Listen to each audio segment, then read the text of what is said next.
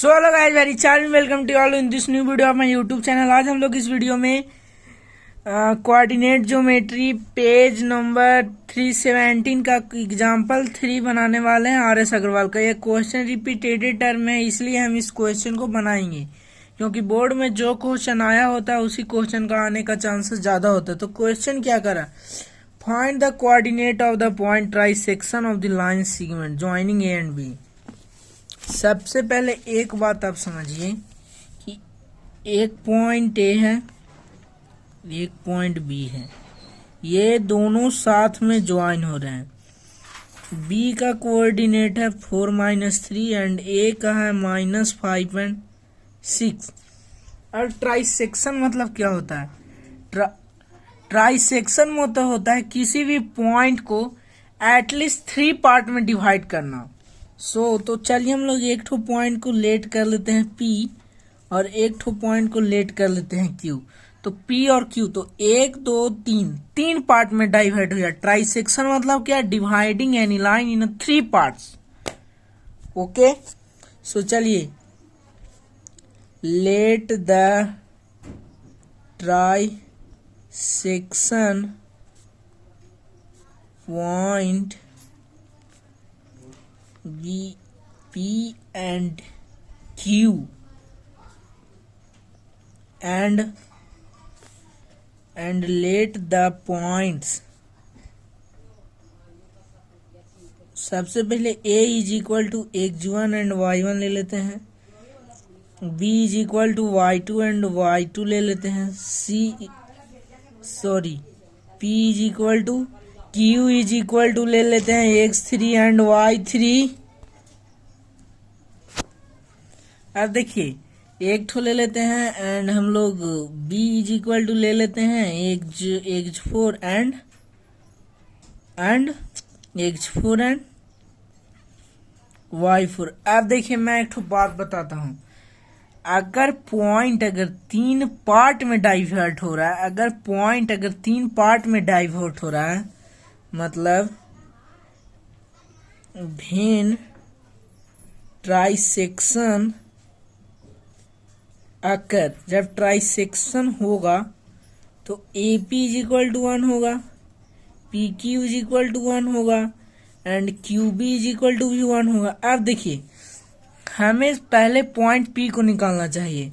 तो एक ठो तो AP हमारा 1 होगा और दूसरा PB लेंगे तो PQ प्लस होगा, QB भी प्लस होगा, तो ये 2 हो जाएगा।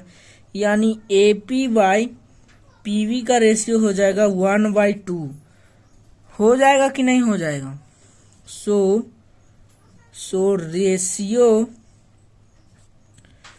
Ratio of AP and PB is 1/2 हो जाएगा, 1/2 हो जाएगा। ठीक है, so now let M is equal to 1 and N is equal to 2। तो अब देखिए, पॉइंट P का कोऑर्डिनेट, एक बात हमेशा याद रखिएगा, जब भी हम लोग ब्रैकेट देंगे इसका देंगे और x और y का कोऑर्डिनेट का वैल्यू अलग अलग नहीं निकालते हैं, एक साथ ही निकालते हैं। ठीक है, तो सबसे पहले मल्टीप्लाई होगा M गुने ये पूरा M है, ये पूरा N है, तो ये M पहले गुना होगा 4 से। 4 क्या था? x4 प्लस जब ये n गुना होगा इससे, तो ये क्या था? n into x1 by m plus n, इसी में लिखेंगे। अब m मल्टीप्लाई होगा y4 से, तो m इंटू y4 प्लस इसी प्रकार n ये मल्टीप्लाई होगा 6 से, तो n into y1 by m plus n। ठीक है, अब हम लोग बस चुपचाप आंख मूंद के वैल्यू पुट करेंगे। m का वैल्यू 1, x4 का वैल्यू 4 प्लस n का वैल्यू 2 इंटू x1 का वैल्यू -5 बटा m plus n is equal to 2 + 1। Similarly m is into y4, तो m 1 इंटू 4 1 इंटू -3 प्लस फिर 2 इंटू y6 तो 6y2 plus 1 p is equal to 4 -10/3 and -3 plus 12/3। ठीक है, तो p is equal to जब ये -6 बचेगा तो ऊपर जाके बनेगा -2 एंड ये जाएगा तो बचेगा 3, तो p is equal to -2 and 3। ठीक है, तो देखिए यहाँ पे भी आंसर हमारा वही आया, p is equal to -2 and 3। Similarly उसी प्रकार हम लोग पॉइंट Q को भी फाइंड करेंगे। तो पॉइंट Q को फाइंड करने के लिए क्या करना पड़ेगा, पॉइंट P के लिए एक होगा तो QB इज इक्वल टू 1 लेंगे, क्योंकि QB पॉइंट 8 था, और एक Q और A को लेंगे तो QA इज इक्वल टू क्या होगा, QA इज इक्वल टू 1 + 1 होगा यानी 2 होगा। सो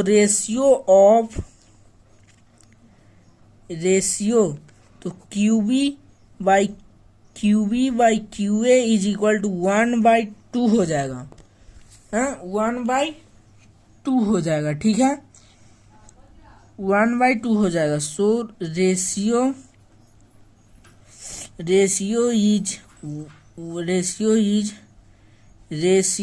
of QB is equal to 2:1। और एक बात याद, कभी भी ये गलती नहीं कीजिएगा कि जब हम इसे स्टार्टिंग से ले रहे हैं तो हमेशा स्टार्टिंग से ही लेंगे।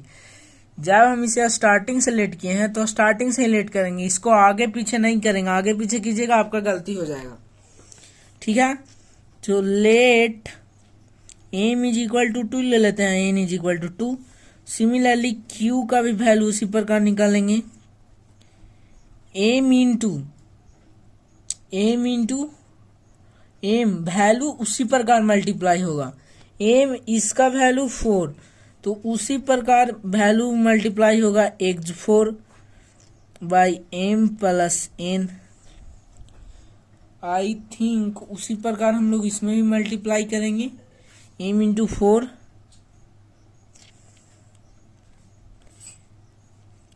4 plus n into x1 under bracket m into y4 plus n into y1 by m plus n।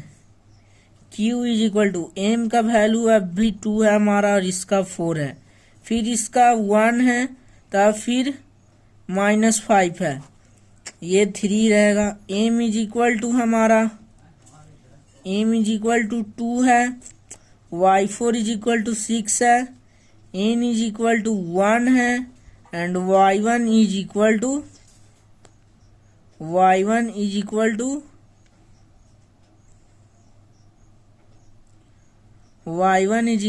भी 6 है, y1 इज इक्वल टू 6 है।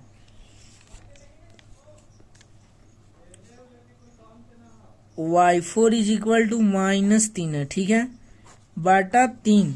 तो अब हम इसको फर्दर सॉल्व करेंगे तो हमारा आंसर आएगा 4 दूनी 8, 8 -5 3 3 1 -6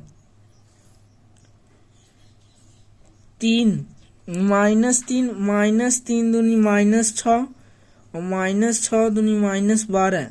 ठीक है, तो यहाँ पे -3 मल्टीप्लाई हुआ था हमारा और यहाँ पे 6 मल्टीप्लाई हुआ था और n का वैल्यू हमारा 1 था, तो यहाँ पे -6 और यहाँ पे +6 बटा 3, तो ये तो कट जाएगा तो ये 0 हो जाएगा। सो q इज इक्वल टू 1:0 बचेगा। सो इस प्रकार हमारा ये क्वेश्चन आसानी से सॉल्व हो जाएगा। Answer q is equal to 0 1 है और p is equal to -2 and 3। तब तक के लिए साइन ऑफ करता हूँ। जय हिंद, जय भारत।